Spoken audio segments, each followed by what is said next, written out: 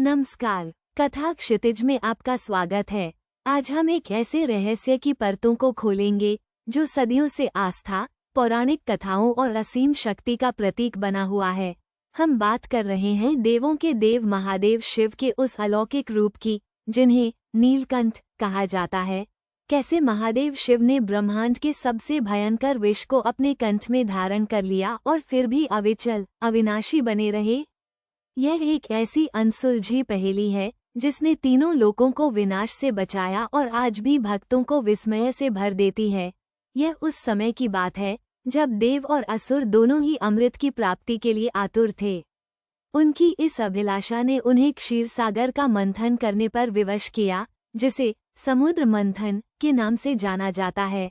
मंदर पर्वत को मथनी बनाया गया और नागराज वासुकी को नेति।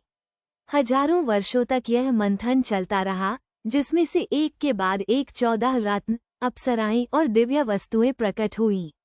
देव और असुरों में इन वस्तुओं को लेकर संघर्ष भी हुआ, किंतु इन सभी के बीच एक ऐसी भयावह चीज भी निकली जिसने पूरे ब्रह्मांड को भयभीत कर दिया, और वह था हलाहल विष।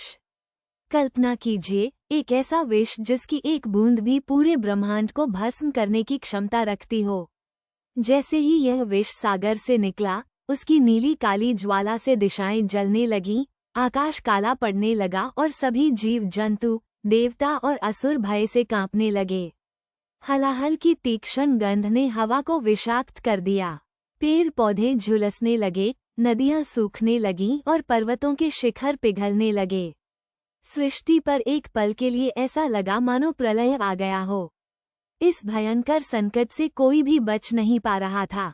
सभी देवता, ब्रह्मा और विष्णु समेत अपनी रक्षा के लिए चिल्ला रहे थे, क्योंकि वे जानते थे कि इस विष को धारण करने की शक्ति किसी के पास नहीं है।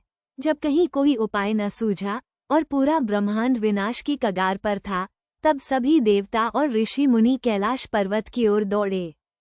उन्होंने शिव से प्रार्थना की, हे महादेव, त्राहिमाम, इस विष से हमें और इस समस्त सृष्टि को बचाइए। भोलेनाथ, जो सदा ही अपने भक्तों और सृष्टि के कल्याण के लिए तत्पर रहते हैं, उन्होंने इस प्रार्थना को सुना। उन्होंने देखा कि यह विष यदि पृथ्वी पर गिर गया तो सब कुछ नष्ट हो जाएगा।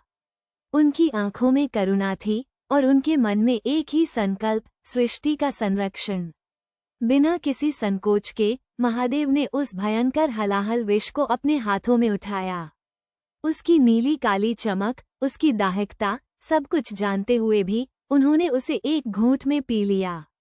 परंतु यह विष इतना प्रचंड था कि जैसे ही वह महादेव के कंठ तक पहुंचा, माता पार्वती ने तुरंत अपने हाथ से उनके गले को दबा दिया।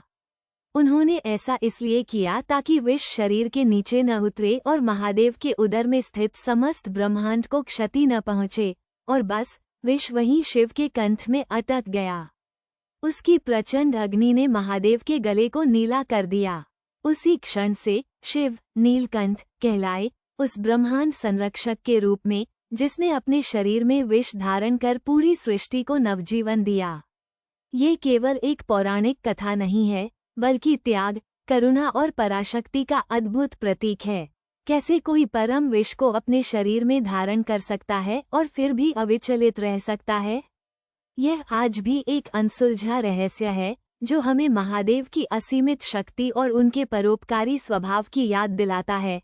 नीलकंठ की यह गाथा हमें सिखाती है कि जब भी संकट आता है, तो एक परम सत्ता, एक दिव्य शक्ति सदा हमारी रक्षा के लिए तत्पर रहती है। महादेव शिव का ये रूप हमें विपरीत परिस्थितियों में भी धैर्य, साहस और अडिग विश्वास रखने की प्रेरणा देता है। कथा क्षितिज के साथ बने रहिए, हम ऐसे ही और भी रहस्यमय और प्रेरणादायक कथाएं आपके लिए लाते रहेंगे। धन्यवाद।